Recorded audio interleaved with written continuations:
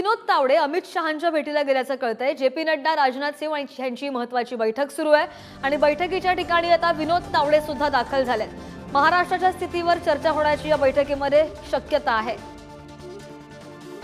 तर आपण पाहतोय 2 दिवसांपूर्वीच लोकसभा निवडणुकांचा निकाल लागला आणि या निकालानंतर राजकीय वर्तुळामध्ये बरीच लगबग सुरू झालेली पाहायला मिळते। भेटीगाठींचं सत्र वाढलेलं आहे, सभांचं सत्र सुद्धा वाढलेलं आहे। विनोद तावडे अमित शहांच्या भेटीला गेलेले आहेत। महत्त्वाची अपडेट आणि जेपी नड्डा, राजनाथ सिंह यांची बैठक सुरूच आहे आणि या बैठकीच्या ठिकाणी आता विनोद तावडे सुद्धा दाखल झाले आणि या संदर्भात अधिकची माहिती घेऊयात। आमचे प्रतिनिधी ज्ञानेश्वर चौतमल आपल्या सोबत आहेत। ज्ञानेश्वर, महाराष्ट्राच्या स्थितीवर चर्चा होण्याची शक्यता, नेमकी काय चर्चा होऊ शकते आणि बैठकीला कोण कोण उपस्थित आहे? बरोबर आहे, बैठक सुरू झालेली आहे। केंद्रीय मंत्रिमंडळाच्या खातेवाटपाच्या संदर्भानं साधारणपणे 10:30 वाजता आज सकाळी जेपी नड्डांच्या दिल्लीतल्या या निवासस्थानी ही बैठक सुरू आहे। या बैठकीसाठी राजनाथ सिंग आले होते, त्यासोबतच अमित शहा या बैठकीसाठी दाखल झालेले होते। या तिघांची एक स्वतंत्रपणे बैठक पार पडली।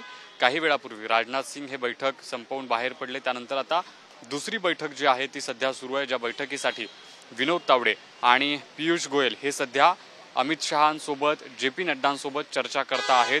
दिल्लीतल्या जेपी नड्डांच्या निवासस्थानी या वरिष्ठ नेत्यांची भाजपच्या बैठक चालू आहे। या बैठकीमध्ये अर्थातच कशा पद्धतीनं खातेवाटपासंदर्भातलं गणित असेल, कशा पद्धतीने या सगळ्या गोष्टींची आखणी आणि मांडणी असेल यावर चर्चा सुरू आहे। सगळ्यात महत्त्वाचं म्हणजे ही बैठक एकीकडे सुरू असताना, खातेवाटपाच्या मुद्द्यावर चर्चा सुरू असताना, दुसरीकडे जे मित्रपक्ष आहेत त्यांचा देखील या बैठकीमध्ये विचार केला जातोय की त्यांना किती नेमक्या जागा द्यायच्या।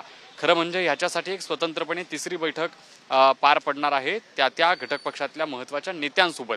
मात्र तत्पूर्वी भाजपच्या पातळीवर जी चर्चा होणं अपेक्षित आहे ती चर्चा सध्या जेपी नड्डा आणि अमित शहा यांच्यामध्ये सुरू आहे। या बैठकीला विनोद तावडे आणि पियुष गोयल सध्या हजर असल्याचं आपल्याला समजतंय। या सगळ्या महत्त्वाच्या दृष्टिकोनातून जेव्हा चर्चा खातेवाटपाच्या संदर्भानं पुढे जात आहेत तेव्हा जो शपथविधीचा सोहळा आहे त्यावर देखील या बैठकीमध्ये चर्चा झाल्याची माहिती समोर येते आहे।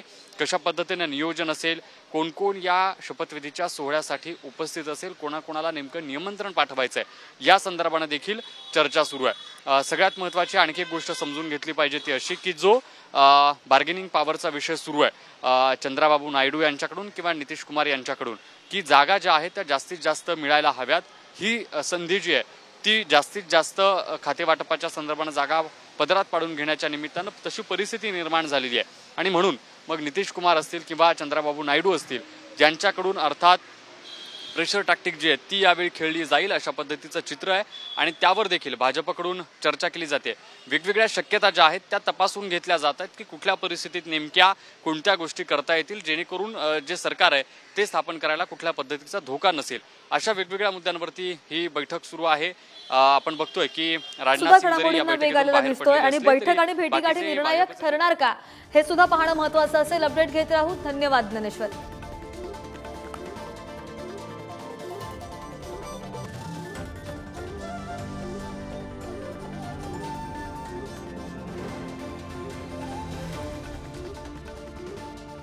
Thank you.